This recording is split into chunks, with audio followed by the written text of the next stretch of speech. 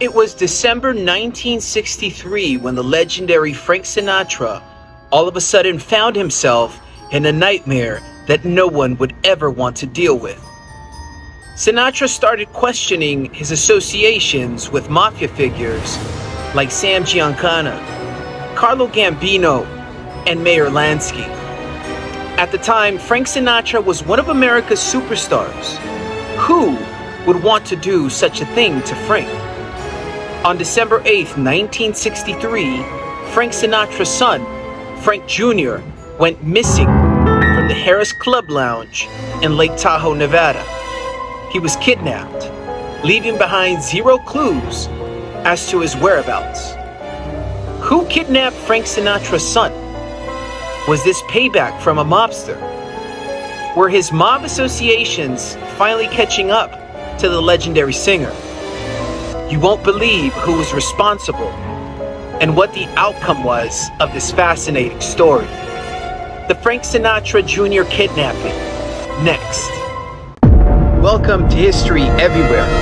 I'm your host, William H. Story, and today we're looking at a gripping story from the 1960s, the kidnapping of Frank Sinatra Jr. Let's explore how one of America's most famous families faced a terrifying ordeal. You won't believe how this story unfolds. But first, let's start at the beginning and find out who Frank Jr. truly was. Background on Frank Sinatra Jr. First, let's get to know Frank Sinatra Jr. He was born on January 10th, 1944 in New Jersey. His dad was the legendary singer we all know, Frank Sinatra. Growing up, Frank Jr. wanted to follow in his father's footsteps and pursued a career in music. He performed in nightclubs, trying to make a name for himself. Frank relied on his father's connections to jumpstart his career, and it worked out to a certain degree. But in December of 1963, something happened that put him in the spotlight for a very different reason. No one expected what was about to happen. The kidnapping plot. On December 8th, 1963, Frank Sinatra Jr. was kidnapped from his room at Harris Club Lodge in Lake Tahoe, Nevada.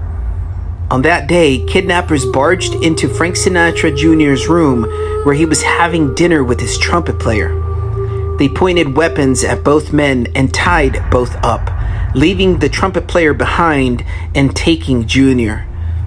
The kidnapping itself was both daring and sloppy. After kidnapping Jr. from the room, they forced him into their car. They drove him all the way to Los Angeles without being caught. It had all come down to this. But why Frank Jr.? And who were the kidnappers? What was the reason behind such an act? You won't believe the reason. Coming up. The ransom demand. The kidnappers called Frank Sinatra Sr. and demanded $240,000 for his son's release, which would be over $2 million today. Frank Sr. was heartbroken and desperate to save his son, so he agreed to pay.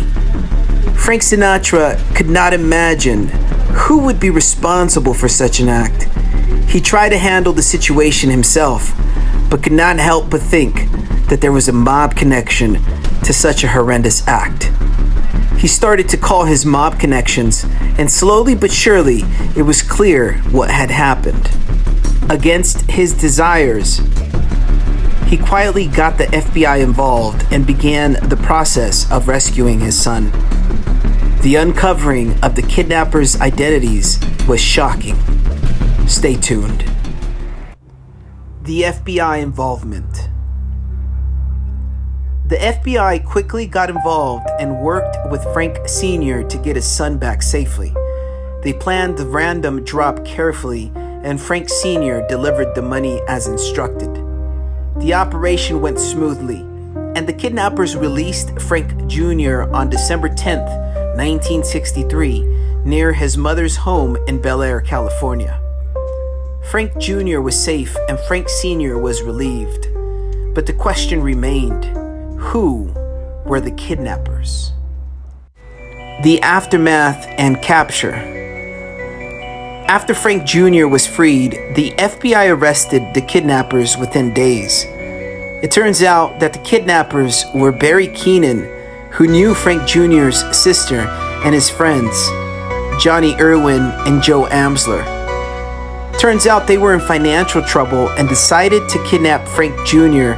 to get a ransom from his famous dad. Barry Keenan, Johnny Irwin, and Joe Amsler confessed to the crime.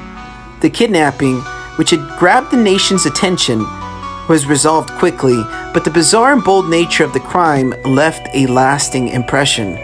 Was this in fact their doing, or was there a more elaborate mastermind behind all of it? Coming up. The trial and sentencing. The trial of the kidnappers was a big media event. Barry Keenan, the mastermind, was sentenced to life in prison, but was released after serving less than 5 years due to mental health issues. Johnny Irwin and Joe Amsler also got prison sentences, but were released early. The relatively light sentences sparked debate about who truly was the mastermind behind such an act, with many questions surrounding Frank Jr.'s story. Was he responsible? Was the slow start to his career the reason, possibly? More coming up. The impact on Frank Jr. and the Sinatra family. The kidnapping deeply affected Frank Jr. and his family. For Frank Jr., it was a traumatic experience that overshadowed his career. He struggled with public perception and the constant reminder of the kidnapping. For Frank Sr., it was a wake-up call about the vulnerabilities even famous families faced. The ordeal brought the Sinatra family closer, but also cast a long shadow over their lives, with many thinking Frank Jr. was in on it, despite evidence proving otherwise. Legacy of the kidnapping.